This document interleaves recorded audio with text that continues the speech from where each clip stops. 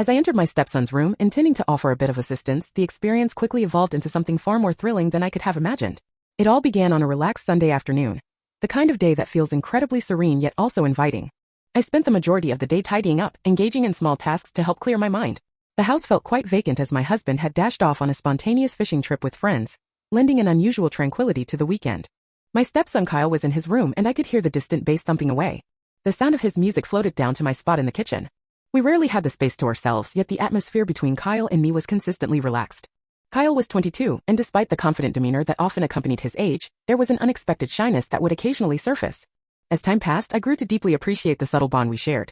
It wasn't flashy or ostentatious, but rather steadfast and comforting. Once I completed the dishes, I took a glass of iced tea and settled against the kitchen window. The sun's warmth enveloped me, seeping into my very being. The stillness was meant to be soothing, yet I found myself grappling with a surge of restless energy within. It was a sensation that rendered it difficult to remain motionless. After a while, I decided to see how Kyle was doing. The soft strains of his music lingered in the air as I reached the top of the stairs. The door to his room stood ajar, allowing the sound to escape just a bit. I hesitated for a moment, contemplating whether to knock or simply walk away, but an impulse, perhaps curiosity, compelled me to approach. I approached, intending to. I shouted his name. Yet, as I glanced through the slim opening, I was struck motionless. Kyle sat on the edge of his bed, appearing at ease yet deeply concentrated. His hands moved with intent, yet I couldn't discern his actions, and he gazed downward. His brow gently creased in focus. I nearly gasped when I understood what was unfolding.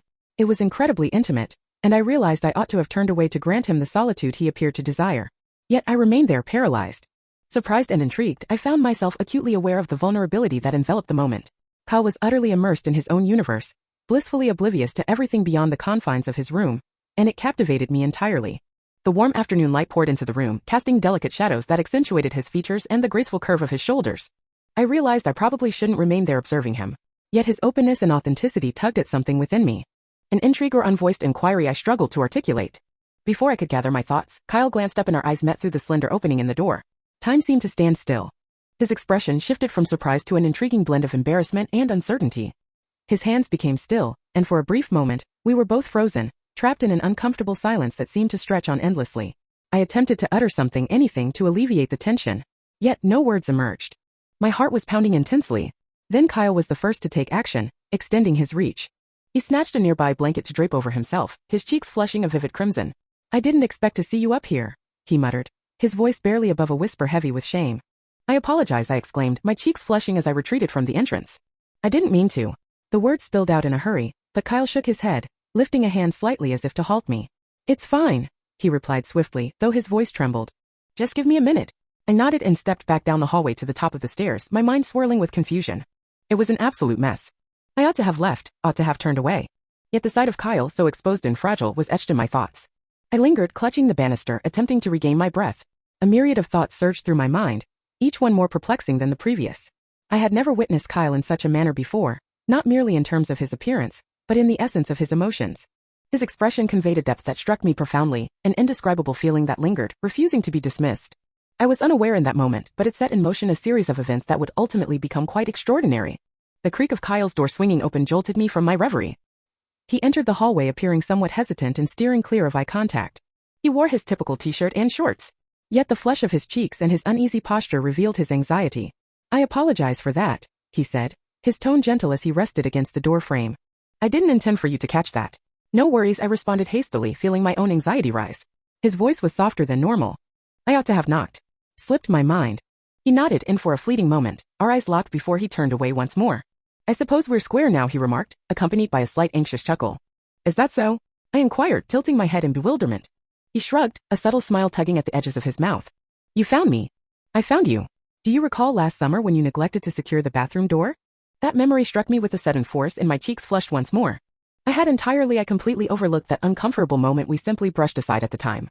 "I suppose you have a point," I replied with a light laugh, though there was still a hint of unease in my tone. The tension between us seemed to ease as that shared memory allowed us to overcome the awkwardness and return to the comfortable atmosphere we typically enjoyed. Yet, amidst our laughter, an unsettling sensation lingered within me. A sense that an unvoiced shift had occurred between us. Something quietly suspended just beneath the surface. I stood there hoping someone would see me. But as the laughter faded away, an eerie silence enveloped the space. A silence that felt entirely different. Kyle leaned against the doorframe, arms crossed, exuding a relaxed demeanor. Yet there was an undercurrent of tension that lingered around him. I was at a loss for words, and for a brief moment I considered retreating downstairs to allow him the space I sensed I had intruded upon. Yet his furtive glances in my direction, filled with uncertainty yet searching for something, compelled me to remain where I was. It wasn't exactly uncomfortable. It was something gentler, something nearly. He appeared so exposed it drew me in to stay close. Finally I spoke, my voice quieter than intended. Do you want to talk about it? Kyle's eyes widened slightly and a hint of color crept into his cheeks as he shifted his weight from one foot to the other. What exactly are we talking about? He inquired, his tone light-hearted yet unmistakably anxious. I offered him a gentle smile, wishing to ease the atmosphere about anything. You don't have to if you don't want to, but I thought maybe it would help. He paused, his gaze dropping to the floor as he rubbed the back of his neck. I'm not sure, he replied after a moment, a hint of embarrassment crossing his face. I approached cautiously, taking slow steps as if I were attempting to avoid startling a timid creature. Hey, it's completely normal to feel embarrassed. Everyone experiences those moments. He offered a slight self-mocking smile. Not everyone gets caught by their stepmom. His tone was a blend of humor and deep embarrassment, prompting a soft chuckle from me. To my astonishment, his smile expanded slightly in reaction. I suppose not, I conceded as I leaned in against the opposite wall, attempting to reflect his stance. But honestly, if it makes a difference, I found myself in numerous awkward situations too. You're not the only one. Kyle glanced up at me, and his expression softened. Yeah, but you always seem so composed, like you have everything under control. His remark surprised me, and I felt an unfamiliar emotion I couldn't quite identify. I'm not as composed as you believe, I replied, my voice dropping. Believe me, I've experienced my fair share of times when I was completely adrift. He scrutinized me. Hold on a moment, he said, lifting his eyebrows slightly as if you were attempting to decipher my intentions. It's just strange, he finally confessed, his tone somewhat contemplative. You're quite unlike Dad. Not in a negative sense, just a distinct. Unsure of how to respond, I settled on. Yeah, being different can be positive at times. Kyle nodded. Yet he still appeared thoughtful. Yeah, he replied after a pause. I suppose it can. Another silence fell over the conversation, but this time it felt distinct. With a lighter air, I observed the tension in Kyle's shoulders dissipating and the faint lines of concern around his eyes softening as he reclined against the door frame. I apologize you had to witness that, he remarked after a pause, his tone more sincere. I suppose I wasn't really paying attention. It slipped my mind that you were here. No worries, I interjected swiftly, aiming to calm his thoughts. Honestly, it's not a huge issue. I just want to ensure you're all right. Kyle nodded. Yet he still avoided my gaze. Yeah, I'm fine. It's just I don't know. It's hard. I inclined my head slightly, intrigued by what he was attempting to convey. He found it difficult to articulate his hesitation, his fingers anxiously toying with the hem of his shirt. Sometimes being around others can be challenging, don't you think? I often sense that I ought to behave in a particular manner, and when I don't, it seems as though I'm failing. His words struck me more deeply than I anticipated, and I was overwhelmed with compassion for him. Kyle, I said gently, moving a bit nearer, you only need to be yourself. There is no obligation to fulfill anyone's expectations. Not mine, not your dad's, not anyone's. He gazed up at me, his eyes wide and searching, and for a fleeting moment, I caught a glimpse of the vulnerability he typically concealed. Do you honestly believe I'm aware of that? I replied with conviction. You're a good person, Kyle. You don't have to prove anything to anyone. A slight smile played at the corners of his mouth, and I noticed the tension in his posture beginning to melt away. Thank you, he murmured softly, his voice just a breath above silence. You're welcome, I responded gently. We lingered in that moment. The quiet that enveloped us lingered, taking on a sense of ease. A fleeting smile danced on Kyle's lips, and it brought a sense of relief to witness his improved spirits. Yet, despite the easing of tension, I remained unable to dismiss the sense that our relationship had shifted. His gaze lingered on me for just a heartbeat longer than necessary, sending my heart racing in a way that left me bewildered. At last, Kyle stood tall, gently pushed away from the door frame with a soft sigh and remarked, I suppose I ought to take some action. Productive, he said, his tone airy yet tinged with uncertainty. Feel free to take your time, I said, offering a gentle smile. There's no hurry to make any decisions. He nodded, our eyes meeting for a brief moment before he turned away and slipped into his room, the door clicking gently shut behind him. I lingered for a moment, gazing at the shut door while a peculiar blend of feelings swirled within me. It was difficult to pinpoint the emotions swirling within me, perhaps a blend of confusion and curiosity, but one certainty lingered. The dynamic between Kyle and me was on the brink of transformation. I understood that everything had changed irrevocably, yet what lay ahead was even more unpredictable. The remainder of the afternoon passed in a haze. I busied myself with small tasks, folding laundry, organizing the mail, anything to prevent my thoughts from returning to that instant in the hallway. However, regardless of my efforts, I couldn't escape the image of Kyle's expression and the fragility in his tone. It lingered with me like an unshakable presence. I reassured myself that it was merely a fleeting, awkward encounter that we would both move past. But the harder I tried to dismiss it, I attempted to calm my thoughts, recognizing that the more uncertain I became, the more I was affected by the way he gazed at me, so sincere and vulnerable that it awakened something profound within me. As evening approached, I found myself completely drained emotionally. I sank into the couch with a book in hand, yearning to immerse myself in a fictional realm and find solace from the chaos of my mind. Yet, the text on the page began to fade, and my attention kept drifting to the shut door at the top of the staircase. Suddenly, I caught the sound of footsteps, prompting me to glance upward. Kyle descended the stairs, his hair tousled as if he had just rolled out of bed, appearing somewhat uncertain, which tugged at my heartstrings. Hey, he murmured softly, pausing at the foot of the stairs. I was going to make some tea. Would you like me to get you a cup? His straightforward inquiry caught me off guard, and before I could overthink it, I nodded. That sounds lovely. Thank you. Kyle made his way into the kitchen, and after a brief pause, I found myself compelled to follow him, captivated by his aura. Upon entering the room, he began to fill the kettle, his movements calm and purposeful. The soothing sound of boiling water permeated the atmosphere, harmonizing with the delicate clink of cups as he placed them on the counter. Would you like honey in your still? He asked, glancing back at me. Yeah, please, I replied, leaning against the counter and observing him. His tone was relaxed, yet I couldn't shake the feeling that his movements were overly deliberate, as if he were attempting to divert his own attention. We lingered in quietude for a brief moment. The distance that separated us resonated with the gentle whistle of the kettle. I felt the need to break the uncomfortable silence that had settled since earlier, yet the right words eluded me. As the tea brewed to perfection, Kyle passed me a mug and settled against the counter opposite me. He lifted the cup to his lips, taking a delicate sip as his gaze remained fixed on the swirling steam ascending from the vessel. I've been reflecting on your words, he finally said, his voice calm yet firm. I tilted my head, anticipating his continuation about why we shouldn't meet up. I suppose I've devoted so much energy to fulfilling others' expectations that I've lost sight of my own desires. His statement resonated deeply within me, and I carefully placed my mug down, anxious that my trembling hands might betray my inner turmoil. Kyle, I said gently, it's perfectly fine to feel that way. You're still in the process of understanding things, and that's completely natural. You don't need to have all the answers at this moment. He nodded slowly, finally meeting my gaze. But what if I'm afraid to find out? If I don't like what I find? The unfiltered truth in his voice constricted my throat, prompting me to inhale deeply before responding. It's all right to feel afraid, I said, my voice trembling slightly. But you're more resilient than you think. You don't need to face everything all at once. Just move forward one step at a time and have faith that you'll find your way. Kyle's lips turned up into a faint smile, though it didn't fully reach his eyes. You make it sound so easy. It's not, I confessed, my smile tinged with melancholy. You are not by yourself. I am here for you. In that instant, nothing else seemed to matter. He simply held my gaze, his expression unwavering and probing. The fragility etched on his face was nearly unbearable, and I experienced an odd pull in my chest, a pain that defied description. Thank you, he finally murmured, his voice scarcely audible. There's no need for thanks, I responded gently. That's what family's for, Kyle nodded. Yet his expression remained contemplative, as if he had more to express. I remained patient, allowing him the opportunity to share his thoughts. He paused for a moment, savoring another sip of his tea. The quiet that enveloped us was not uncomfortable. Rather, it bore the weight of unspoken thoughts and emotions lingering in the air. I felt compelled to connect with him and offer some comfort. Yet, I found myself uncertain about what he truly required, or if he was even aware of it himself. At last, Kyle straightened his posture and placed his mug on the counter. I believe I'll be heading to bed now, he remarked, maintaining a relaxed demeanor, yet betraying a touch of doubt. All right, I responded, my voice scarcely rising above a murmur. More than I anticipated. Good night, Kyle. Good night, he replied, his gaze lingering on me for just a moment longer before he ascended the stairs. I lingered in the kitchen for a bit after he departed, my mind swirling with a blend of confusion and longing. The day's burdens weighed heavily on me, and I was struck by an odd amalgamation of emotions, concern, affection, and something more profound that eluded my grasp. As I ascended to my room, I couldn't dispel the sense that this was merely the beginning of something. An unspoken connection lingered between Kyle and me, a shared sensation we both sensed, yet never addressed. I attempted to dismiss it, yet deep down I understood it would only intensify. And that's just part of the tale. The significant moment was approaching. The house was silent once more, yet there was an unmistakable change in the atmosphere. The air was heavy, as if the unspoken words lingered within the very walls, present in every glance. As I lay in bed, gazing up at the ceiling, the soft rustling of the trees outside offered little comfort. Restless energy coursed through me, and my thoughts kept drifting back to Kyle. His expression, the vulnerability in his voice, the way his eyes lingered on mine for just a moment too long. There was undeniably an essence present, something I struggled to articulate. Yet it was undeniably tangible. I turned onto my side, attempting to shut my eyes, yearning for slumber. Yet the stillness amplified my racing thoughts. After what seemed like an eternity, I surrendered. The silence was overwhelming, and I had to rise and take action. Anything to break free from it.